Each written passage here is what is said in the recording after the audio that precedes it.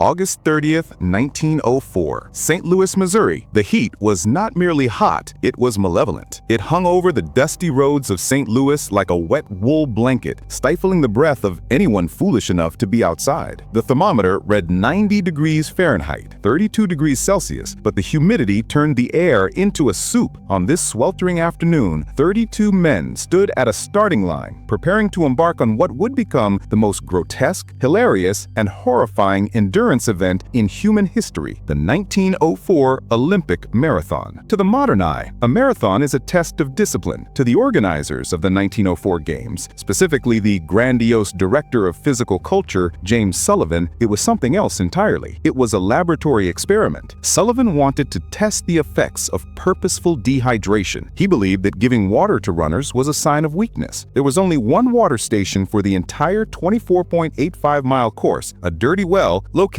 at the 11-mile mark. "Gentlemen!" The starter pistol was raised. The crowd, distracted by the surrounding spectacle of the World's Fair, barely paid attention. Bang! The shot rang out and the pack surged forward into the dust. None of them knew that within 3 hours, many would be near death. One would be chased by wild animals, another would be hallucinating from rat poison, and the winner would be an imposter. The cast of characters. The lineup was less a roster of elite athletes and more a collection of drifters, dreamers, and the desperate. There was Thomas Hicks, an American brass worker, who was the favorite to win. He looked serious, grim, and determined. He had a support team trailing him in a car, armed not with water, but with a terrifying cocktail of substances that modern medicine would classify as deadly. There was Fred Lors, a bricklayer from New York. Known for his jovial nature, Lors was a strong runner, but hadn't trained specifically for the brutal humidity of the Midwest. Then there was the anomaly, Felix Carvajal, a Cuban postman. Carvajal had no money to get to St. Louis, so he had run across the length of Cuba to raise funds, then lost all his money in a dice game in New Orleans. He had hitchhiked the rest of the way. He arrived at the starting line wearing heavy street shoes, long trousers, and a white, long-sleeved shirt. A fellow Olympian, taking pity on him mere minutes before the race, found a pair of scissors and cut Carvajal's pants at the knees to create makeshift shorts. Carvajal looked like a clown, but he smiled like a man without a care in the world. And perhaps most surprising for the racially segregated America of 1904 were Len Tao and Jan Mashiani. They were Tswana tribesmen from South Africa who were actually in St. Louis as part of a Boer War exhibit at the World's Fair. They ran barefoot. They were the first black Africans to compete in the modern Olympics. Into the dust. The course was a nightmare. It wasn't a paved track, it was a dirt road that wound up and down 7 brutal hills. The roads were open to traffic. This meant that the runners were not just battling the heat, they were inhaling thick, choking clouds of dust kicked up by the automobiles of the race officials and doctors driving alongside them. By mile 6, the dust had already begun to claim victims. Several runners collapsed, coughing up black phlegm. The dehydration experiment was working disastrously. Fred Lors, the bricklayer, was doing well until mile 9. Then the cramps hit him like a sledgehammer. The heat had sapped his fluids. Unable to take another step, he waved down one of the support vehicles. "I'm out," Lors wheezed, climbing into the passenger seat of the car. He waved at the other runners as the car motored past them. For Lors, the race was over. He sat back, enjoying the breeze as the car drove him toward the stadium to retrieve his clothes. But the race had other plans. The postman and the apples. While Lors was enjoying his car ride, Felix Carvajal, the Cuban postman, was running a peculiar race. Despite his heavy shoes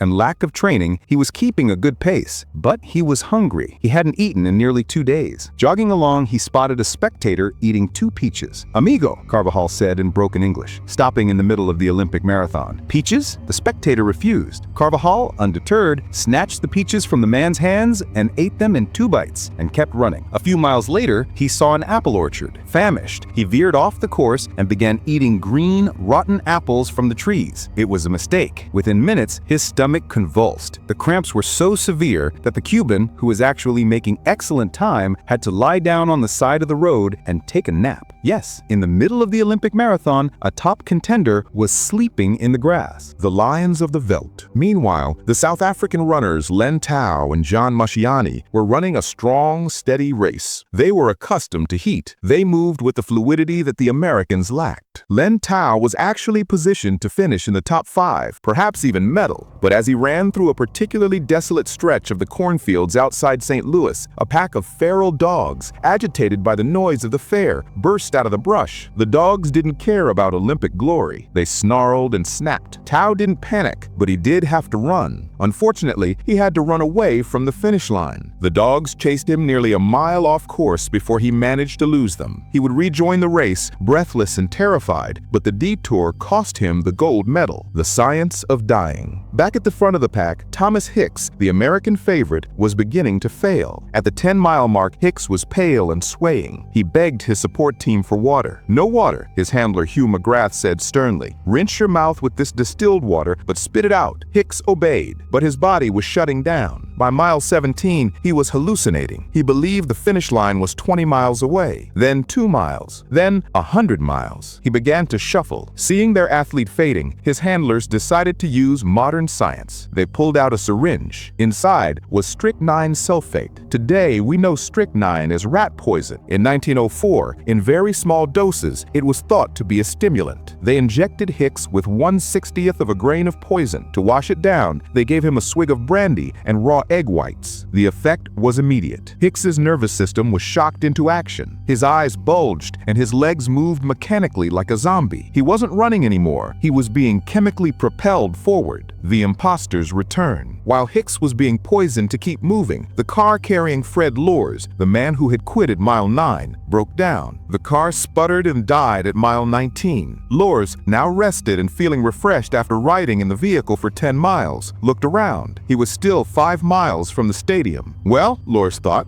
"I have to get to the stadium to get my clothes anyway. I might as well run." So fresh and hydrated, Fred Lors jumped out of the broken car and started jogging. He passed the exhausted, dying runners with ease. As he entered the stadium, the crowd, who had no idea he had been in a car for half the race, erupted. "An American is winning," they screamed. Alice Roosevelt, the daughter of President Teddy Roosevelt, was in the stands. She prepared to place the gold wreath on the winner's head. Lors, swept up in the moment and known for his practical jokes, decided to play along. He crossed the finish line, arms raised, beaming. He was about to accept the gold medal when a furious official burst through the crowd. "He's a fraud," he shouted. "We saw him in a car." Lors immediately broke into a grin. "I was just joking," he claimed. "I wasn't really going to keep it." The crowd booed. Lors was dragged off the track in disgrace, banned for life, although he would be reinstated a year later and actually win the Boston Marathon legally. The real finale. The race wasn't over. Thomas Hicks was still out there. He was a shade of gray that humans are not supposed to be. He had lost 10 pounds of water weight during the run. His handlers had given him a second injection of strychnine. As he entered the stadium, Hicks was essentially unconscious. He was hallucinating that he was not a human, but a machine. His feet were barely lifting off the ground. His trainers literally carried him. They grabbed him by the arms, holding him upright as his feet dragged through the dust of the track. Technically, he was being assisted, which should have been a disqualification, but the officials were too horrified, or fascinated, to stop it. Hicks crossed the finish line. He didn't celebrate. He collapsed face first into the dirt. Doctors rushed to him. If he had taken one more dose of strychnine, he would have died instantly. It took 4 doctors and an hour of emergency care to revive him. He had won the gold medal, but he would never run professionally again. The aftermath. Out of 32 starters,